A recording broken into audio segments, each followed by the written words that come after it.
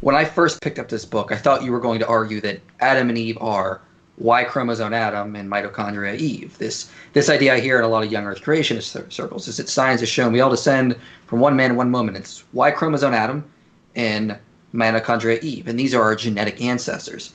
I was pleasantly surprised you didn't take that view in this book, and you make a distinction between genealogical Adam and Eve and genetic Adam and Eve. So can you explain why the genetic Adam and Eve are not the real Adam and Eve, and what's the difference between genetic ancestors and genealogical ancestors? Yeah, that's a good question, and maybe that's what the first question you just gave me was trying to go, Cameron, but that's probably going to be helpful before you get into the slides. Yeah, so this is actually where I think there was a large equivocation, and maybe it was intentional. It was probably intentional for the most part, but for people just not understanding that the way how we think about ancestry in science tends to be genetics, which is about the descent of DNA, but the way how we tend to think about ancestry in real life is not actually by genetics. It's by something called genealogies. And I'll explain what that difference is. But if you collapse those two, it creates a lot of confusion. And that confusion is part of what created the conflict. So what we tend to think is that if someone's genealogically related to us, then they're genetically related to us. And that just turns out not to be true. So let me explain to you what I mean by that. And if you think about, you and your parents, all of us have two parents, at least for the most part. And we get about 50% of our DNA from our mom and 50% from our dad. If you go back another generation, then we have four ancestors, typically, and we're getting about a quarter of our DNA from each one of our grandparents. You go back another generation, and we get about an eighth of our DNA from each of our great-grandparents. You go back every generation, you can see that the amount of DNA we're getting from every ancestor is really rapidly shrinking. And then very quickly, it just turns out just a few hundred years or 10 to 15 generations, the majority of our ancestors give us no DNA. Because they don't give us any DNA, we say that they're not our genetic ancestors, even though they still are our genealogical ancestors. And so there really starts to be a big gap. It turns out the vast majority of our genealogical ancestors, who are real people in real paths that are really connected to us by a line of physical descent, they just don't give us any DNA. And that becomes really important in the Genesis story because, this might be a surprise to some people, but Genesis doesn't actually mention DNA.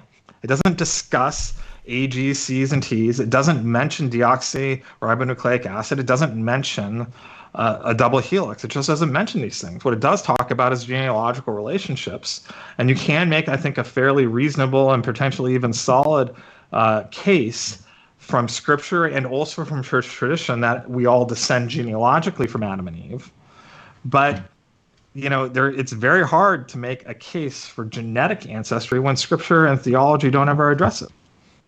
So maybe I should explain this via slides, because when I was reading the book, I kind of had a hard time getting what you were saying, the difference between genetic and genealogical ancestors, because you say in the book, our most recent common ancestor is different than our genetic Adam and Eve ancestor. And I was like, well, wouldn't our most recent common ancestor be our most recent genetic ancestors? And then eventually it just clicked. So Cameron, if you could, please go to the first slide. And I'll try to explain this as best I can. So as you can see, here we have Adam and Eve. You can always tell it's Adam and Eve because they wear leaves right there. That's how we always know.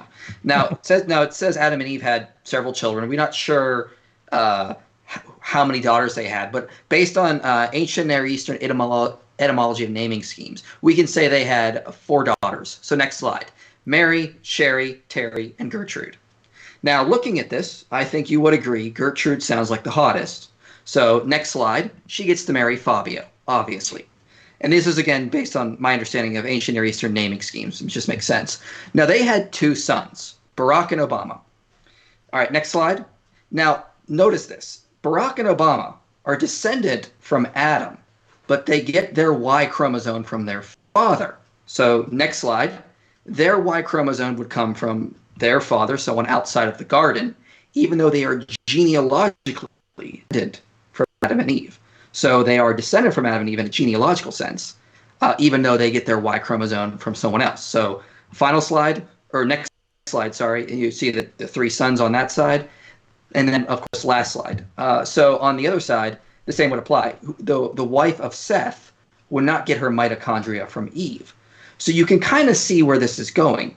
Our most recent common ancestor, let's just say it is Adam and Eve for the sake of clarity, could have existed some 6,000, 14,000 years ago, somewhere in that time frame, even though our genetic ancestors would descend back even further.